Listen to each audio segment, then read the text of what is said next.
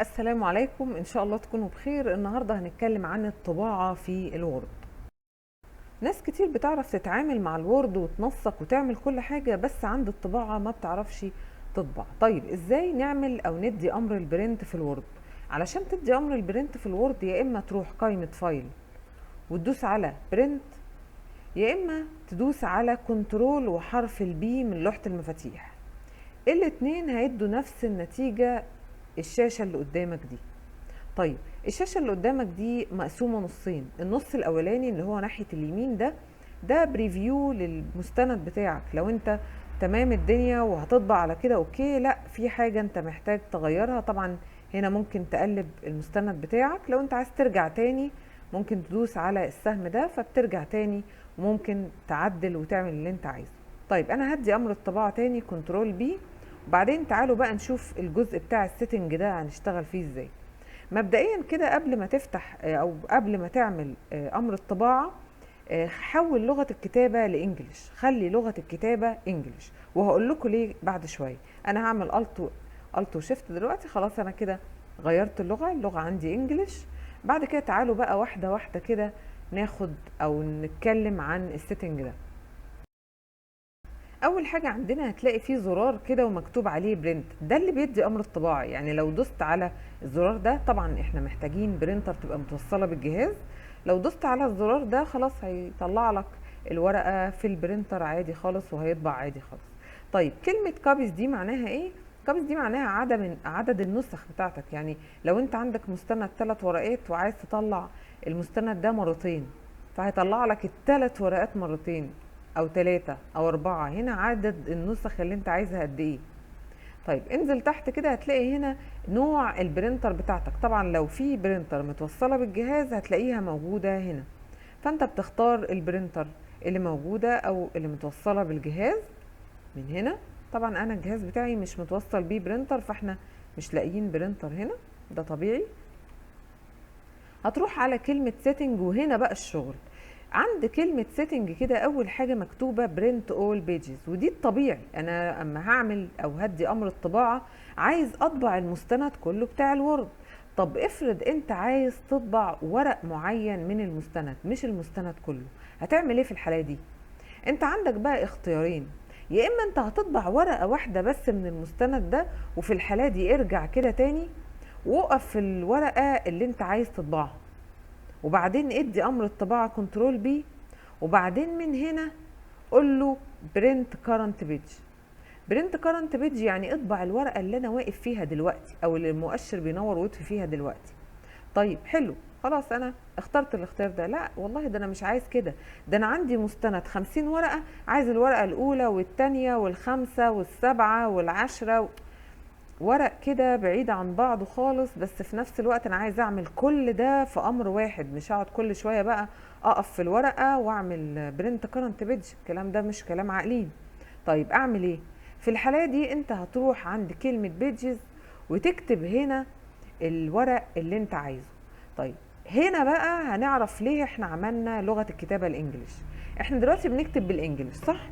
طيب لو انت عايز ورق جنب بعضه هتعمل ايه؟ انا مثلا عايزه ورقه واحد واثنين وثلاثه واربعه وخمسه، هتعمل ايه؟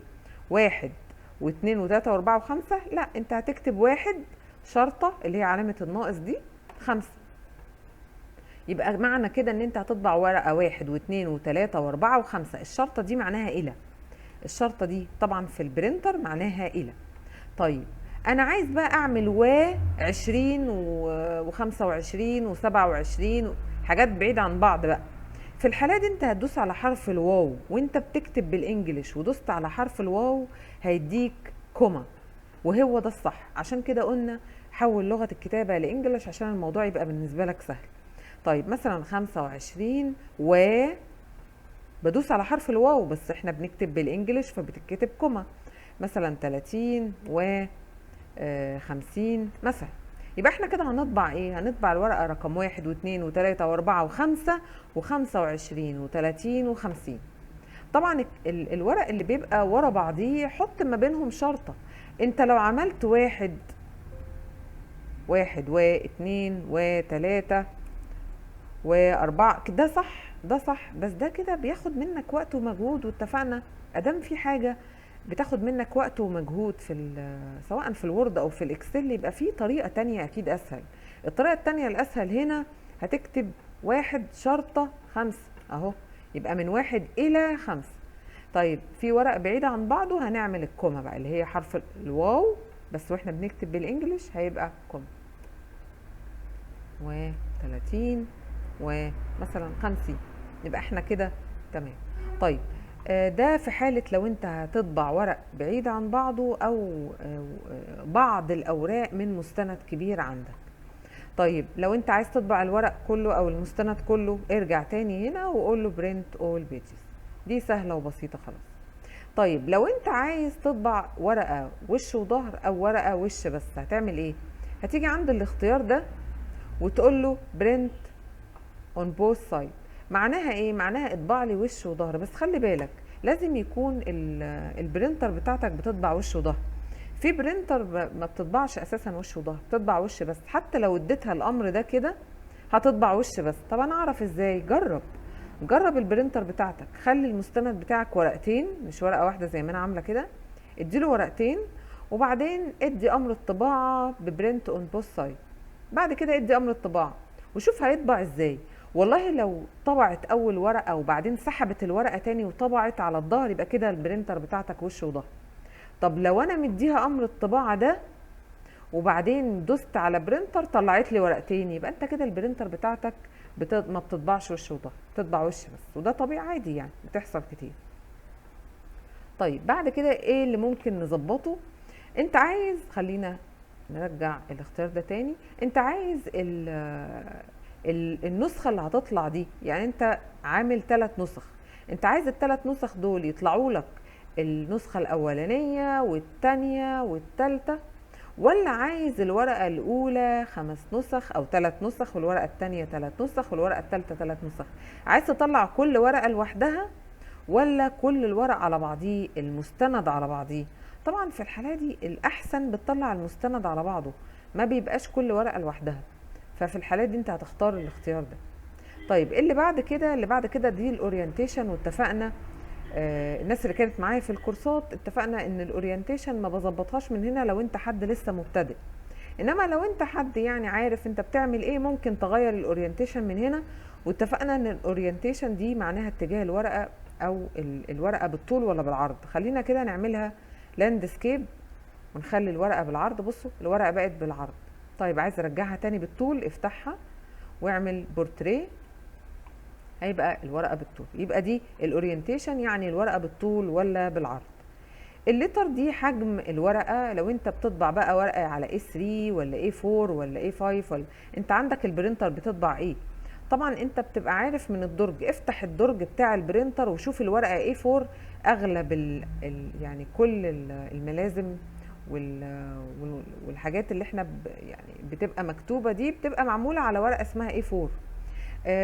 ملازم الثانوية اللي هي بتبقى يعني مقفولة دي او بتتفتح زي الكتاب، دي بتبقى معمولة على حاجة اسمها A3، بتبقى الورقة قد ال A4 مرتين تقريبا. انت افتح درج البرينتر بتاعتك وشوف هي بتاخد A4 ولا A3 ولا بتاخد ايه. لو اكبر حاجة بتاخدها A4 يبقى ما ينفعش تحط فيها A3 لان الدرج مش هياخد. انما لو بتاخد A3، لو الدرج بتاع البرينتر بياخد A3 يبقى هيطبع اي حاجة اقل من كده. طبعا الورقة ال A3 نصها بيبقى A4، نص ال A4 بيبقى A5، نص ال A5 بيبقى ورقة اسمها A6، هي مش موجودة دلوقتي. طيب يبقى دي نوع الورقة. وطبعا في الطبيعي خالص بتبقى ورقة A4، ده يعني معظم شغلنا بيبقى على ورق اسمه A4. طيب بعد كده بنروح على الميرجنز او الهوامش. واتفقنا برضو ان الهوامش يعني ما ينفعش نظبط الهوامش من هنا، خصوصا لو انت حد مبتدئ لسه في الوورد. فانت بتظبط الهوامش زي ما اتفقنا من قائمة لاي اوت، وبعدين من قائمة لاي اوت وبعدين ميرجنز، وتشوف الهوامش بتاعتك عاملة ازاي وتشوف شكل الورقة تمام مظبوطة. بعد كده تدي امر الطباعة، انما ما تغيرش الهوامش وانت في امر الطباعة نفسه، علشان الدنيا ما تبص وتقول ايه ده انا كنت عامل ايه، انا كنت كده يعني. فالاحسن ان انت تسيب الهوامش تظبطها من جوه الاول قبل ما تدي امر الطباعة. طيب طبعا الهوامش دي احنا ممكن نبقى نعمل لها فيديو مخصوص وازاي نظبط الهوامش وازاي نتعامل مع المسطرة. الحاجات دي كلها ان شاء الله هنعمل لها فيديو مخصوص علشان الأهمية بتاعتها. طيب انزل تحت هنا، هو بيقول لك هنا انت عايز كام ورقة او كام بيج في الشيت ده. يعني انت عايز ورقة في الشيت عادي، ولا عايز الشيت يبقى فيه ورقتين ولا 4 ولا 6 لغاية ما بتوصل ل16 ورقة. في ورق الإعلانات الصغير ده بيبقى معمول في 8 ورقات في الشيت أو 6 ورقات في الشيت. الناس بتعمل إيه؟ أنا بعمل مستند مثلا 8 ورقات، مستند بيبقى عندي مش ورقة واحدة كده، لا أنا بعمل كنترول A وبعدين أعمل كنترول C وبعدين كنترول V تاني وأعمل كنترول كنترول انتر علشان اعمل صفحة جديدة. كنترول في، كنترول انتر، كنترول في، كنترول انتر، سوري، كنترول انتر علشان اعمل 8 ورقات.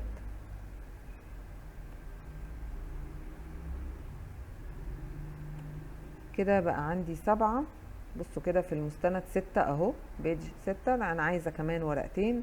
كنترول انتر علشان اضيف صفحة جديدة. كنترول في، كنترول انتر، كنترول في. كده انا عندي 8 ورقات في المستند. بنعمل ايه بقى؟ الناس اللي بتعمل الاعلانات بتعمل كده، بتعمل 8 ورقات. طبعا بتبقى عامله الورقه وتمام، عامله الورقه خالص وتمام التمام. بعد كده بتاخدها كوبي. الاول تعمل كنترول ايه تحدد الورقه دي كلها، وبعدين تاخدها كوبي زي ما انا عملت كده كنترول سي. بعد كده تحط الورقه الثانيه وتلزق، وتحط الورقه الثالثه وتعمل كنترول في، والورقه الرابعه كنترول في. وبعد كده تدي امر الطباعه، وعند البيج برشيت تخليها 8 ورقات في الصفحة. طب في الحالة دي ايه؟ في الحالة دي ال8 ورقات دول هيطلعوا في ورقة واحدة، متقسمين كده وطالعين في ورقة واحدة. ويبقى هو ده الناس اللي بتعمل مثلا كارت صغنن كده علشان تحط فيه رقم التليفون او حاجات زي كده، فبتعمل الحركة دي. وفي ناس برضو بتعمل كده علشان توفر يعني ورق. يعني ممكن مثلا تطبع المستند ورقتين في الورقة او 4 في الورق علشان توفر في الورق بتاعها. فيبقى من هنا انت عارف بيج برشيت انت عايز كام ورقة في الشيت بتاعك، انت عايز كام صفحة في الشيت اللي هيطبع ده. طبعا في الاخر خالص بتدوس على الزرار بتاع برنت علشان تدي امر الطباعة. ان شاء الله تكونوا استفدتوا من الفيديو. لو استفدت من الفيديو يا ريت تعمل لايك وشير علشان غيرك يستفيد. كمان لو لسه ما اشتركتش في القناة اشترك في القناة وفعل الجرس علشان يجيلك كل جديد. اسيبكم في رعاية الله.